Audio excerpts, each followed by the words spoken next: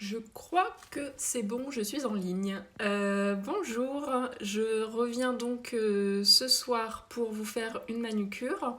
Donc pour celles qui ont envie de le faire avec moi, je vais vous montrer ce dont on va avoir besoin.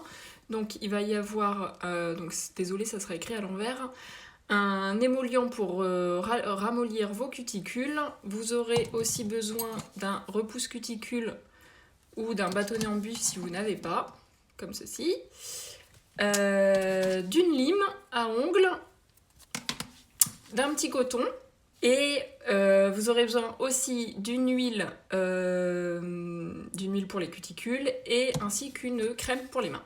Moi j'ai celle-ci. Alors, je vais retourner la caméra. Donc pour commencer, on met donc de l'émollient sur le contour des cuticules.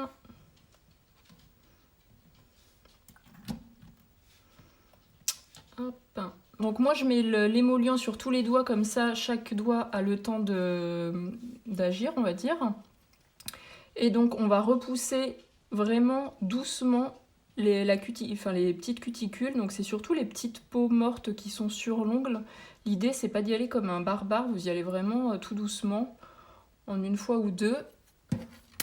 Vous pouvez nettoyer votre outil et ensuite on frotte vers l'arrière, ça permet de dégager vraiment les cuticules. Donc après, avec l'embout pointe, ou bien même si vous avez juste un bâtonnet en buis, ceci, vous venez retirer le surplus s'il y en a. Par contre, si vous utilisez le bâtonnet en buis, surtout, vous repoussez avec la partie plate. Vous vous amusez pas à repousser avec avec un cure-dent si vous n'avez rien. Il faut vraiment utiliser des outils spécifiques. Alors, peut-être qu'il y en a qui se posent la question de est-ce qu'on doit couper ses cuticules ou pas. Moi, j'ai envie de vous dire non à partir du moment où vous n'êtes pas professionnel. Oui, l'émollient, c'est bien de le laisser agir un peu, mais après 30 secondes, honnêtement, ça suffit. Ça sert à rien de le laisser trop longtemps parce qu'après, ça pourrait un peu attaquer la plaque de l'ongle. Donc, c'est bien de mettre l'émollient tout de suite dès que tu commences ta manucure. Et puis après, t'enchaînes avec les doigts un par un. Mais la raison pour laquelle j'essuie, c'est pour justement que l'émollient ne continue pas d'agir. Alors, tous les combien, c'est bien une fois toutes les 3 semaines à peu près. Honnêtement, c'est pas... Faut pas le faire trop souvent. Généralement, je trouve qu'une manucure, oui, c'est bien de le faire une fois par mois ou une fois toutes les 3 semaines. Hop. Et donc, comme vous pouvez voir aussi, je suis toujours à plat quand je le fais, et je vous ai pas montré, mais j'ai ma main qui s'appuie sur la table pour pouvoir agir facilement sans être la main dans le vide et déraper et se faire mal. Et donc pour le pouce, c'est pareil, en fait, je vais appuyer déjà mon pouce sur mon index, et ma deuxième main qui travaille, elle a un appui elle aussi pour pouvoir faire des gestes plus précis. Hop, donc vous voyez, il y a quand même un petit peu de peau qui s'en va, et vraiment ces petites peaux-là, c'est des peaux qui vont vous empêcher de bien poser votre vernis au plus près des cuticules. Donc ensuite, on va limer. Donc moi j'aime bien utiliser des limes qui soient relativement fines, parce que je trouve que c'est pratique de pouvoir passer sa lime sous l'ongle. Par la suite, je vais vous expliquer. Donc c'est franchement beaucoup mieux de le faire ainsi. Et donc l'idée dans un premier temps, c'est de choisir sa longueur d'ongle. C'est-à-dire que ça sert à rien de s'amuser à essayer de faire la forme en même temps que de raccourcir. On raccourcit et après on fait la forme. Donc moi mes ongles ils sont plutôt carrés, arrondis. Donc de ce fait-là, je vais limer, donc c'est toujours bien de limer de l'extérieur vers l'intérieur, puis de l'extérieur vers l'intérieur de chaque côté. Alors, un avis sur la lime en verre. Honnêtement, moi, j'ai toujours entendu dire que les limes en verre, c'était bien. Moi, perso, les limes en verre, j'ai vraiment du mal. J'aime pas la sensation que ça a sur l'ongle, donc je m'en sers jamais, donc je pourrais pas te dire si c'est plus efficace ou pas. Je pense que c'est vraiment une question de préférence. Et après, c'est pas mauvais, hein, c'est vraiment plus ce que tu préfères. Par contre, là où ça va être important, c'est la taille du grain sur la lime. Généralement, c'est bien d'avoir un grain à 180. Je trouve que c'est ce qu'il y a de mieux pour pas abîmer ses ongles.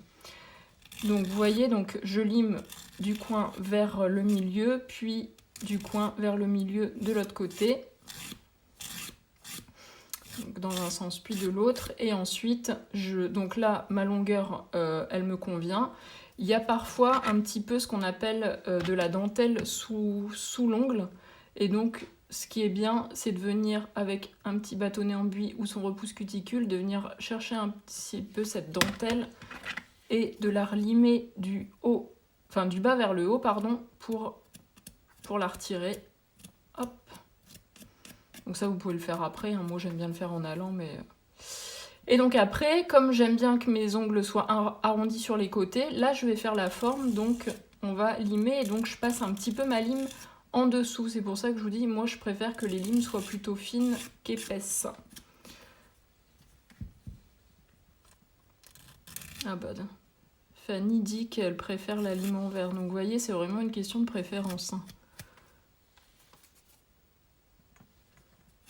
Honnêtement, la lime en verre, elle est pas plus agressive parce que les grains, ils sont vraiment bien. Ils sont adaptés à ce que l'ongle peut recevoir, on va dire. Par contre, effectivement, les limes en carton, ça peut être dangereux si vous ne faites pas attention au grain de la lime, finalement. Donc voilà, moi, je vais rechercher ma petite dentelle. Et puis, on nettoie tout. Et voilà. Donc après, vous pouvez très bien vérifier la longueur dans ce sens-là. Moi, je lime mes ongles dans ce sens-là parce que, encore une fois, ça me permet d'avoir un maintien. C'est-à-dire que mon pouce, il va tenir à chaque fois chaque doigt. Et je vais poser ma lime sur mon pouce et ça va vraiment me faire un maintien pour être précise. Parce que quand vous limez vos ongles comme ça, ce doigt-là, il a tendance à se promener et donc c'est beaucoup moins précis et c'est beaucoup moins facile de ce fait. Une lime en carton, ça me dure honnêtement une éternité. Hein. Vraiment, ça s'use pas vite. Hein. Je pourrais vraiment pas te donner un ordre de temps tellement elles me font moi je les garde vraiment très longtemps. Après je pense que c'est tu le sens quand je dirais même pas que c'est au toucher, mais je dirais plutôt que c'est quand tu limes tes ongles, si tu sens que tu passes plus de temps que d'habitude à les limer, c'est que la lime elle commence à s'user et donc dans ces cas-là faut la changer. Après, ça m'intéresse, les filles qui utilisent des limes en verre, finalement, vous les changez régulièrement ou pas? Je veux bien votre avis là-dessus. Et donc pour le pouce, c'est pareil, on maintient en se tenant comme ça. Et donc on lime, je suis désolée, je suis pas super bien installée pour vous montrer. On lime toujours d'un côté vers le milieu, puis l'autre côté vers le milieu. Et on arrondit les ongles. Alors, j'en ai pété une, donc remplacement, mais sinon ça doit faire quelques années que j'ai la mienne, elle doit commencer à fatiguer par contre. Oui, donc quelques années, ça montre bien que ça s'use pas vite. Donc après, quand vous limez vos ongles aussi, je sais que des fois, on a tendance à se fier à son bord libre. Sauf qu'il faut faire attention parce que des fois, sur certains ongles, le bord libre, il n'est pas symétrique et donc on peut être un peu dupé par ça. Donc vous pouvez vérifier votre longueur, alors soit de loin en vous disant bon c'est à peu près droit, ça me convient, ou alors aussi en regardant sous vos ongles si la longueur elle est plus ou moins identique sur chaque ongle. Oui, donc voilà, il y a quelqu'un qui me dit, je dirais bien 3 ans la lime en verre, donc c'est vrai que ça vaut le coup, mais moi c'est pareil, hein, les limes en carton, celle-ci je l'ai quand même depuis un petit moment. Donc voilà, donc on a fait les cuticules, on a fait le limage, donc après, moi habituellement je vais me laver les mains, mais là étant donné qu'on est en live, je vais pas vous faire poireauter.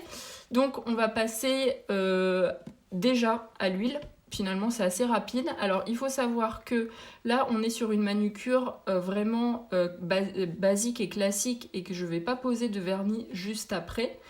Par contre, si j'avais décidé de poser du vernis tout de suite après, j'aurais pas mis d'huile tout de suite parce que le vernis n'aime pas le gras. Et donc, bien sûr, il y en a qui disent bah, c'est pas grave, tu mets ton huile, ta crème pour les mains et après tu vas te laver les mains au savon et ensuite tu poses ton vernis. Sauf que je trouve que du coup, l'action de l'huile et de la crème, elle a aucun intérêt si 2 minutes après vous allez vous laver les mains. Donc pour moi c'est vraiment important de mettre de l'huile uniquement si vous n'avez pas l'intention de poser du vernis juste après. Par contre une fois que vous avez du vernis, vous pouvez tout à fait mettre mettre de l'huile quand vous avez du vernis. Il n'y a aucun souci là-dessus, ça ne va pas altérer le vernis une fois que le vernis est sec. C'est même recommandé de mettre de l'huile dans l'idéal, en fait, tous les jours, tous les soirs, avant d'aller se coucher, c'est très bien de mettre de l'huile. Parce qu'en fait, l'huile, généralement, les huiles pour cuticules, c'est des huiles où il y a de l'huile de jojoba à l'intérieur. Et l'huile de jojoba, c'est l'huile qui se rapproche le plus du film hydrolipidique de la peau, donc du gras de la peau. Et donc, de ce fait-là, ça vient nourrir vraiment la matrice de l'ongle, qui est la naissance de l'ongle. Et donc, vos ongles, ils sont moins abîmés et ils poussent plus sainement.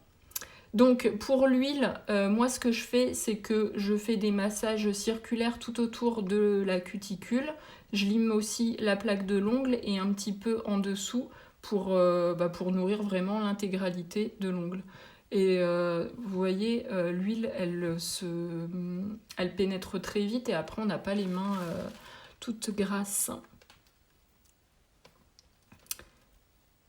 Oui, donc il y a quelqu'un qui me dit de mettre un peu d'alcool à 70 pour enlever le gras avec un coton-tige. Alors, à ce moment-là, moi je dirais carrément avec un coton tout court pour vraiment retirer l'intégralité du gras. Mais c'est risque que le vernis tienne moins bien et ça enlève, on va dire, les propriétés des propriétés hydratantes qu'on vient de mettre. Après, c'est mon point de vue. Donc voilà, le petit massage des ongles. C'est bien de prendre le temps de prendre de l'huile et de les masser pour vraiment que ça pénètre. Et c'est toujours mieux aussi de mettre de l'huile avant la crème. Et donc vous voyez, c'est hyper rapide, ça prend pas longtemps, ça fait un quart d'heure que j'ai commencé le live et le soin est déjà fini, donc bien sûr j'ai fait qu'une seule main, donc après il y a la deuxième main à faire, mais c'est vraiment primordial pour pouvoir poser son vernis correctement pour qu'il tienne bien. D'ailleurs, demain, 21h à la même heure, je pose du vernis et donc je vous expliquerai comment poser du vernis proprement, comment se rapprocher le plus possible des cuticules sans pour autant toucher les cuticules. Mais déjà, étant donné que ce soir, on a retiré les petites peaux, ça sera beaucoup plus simple pour poser le vernis.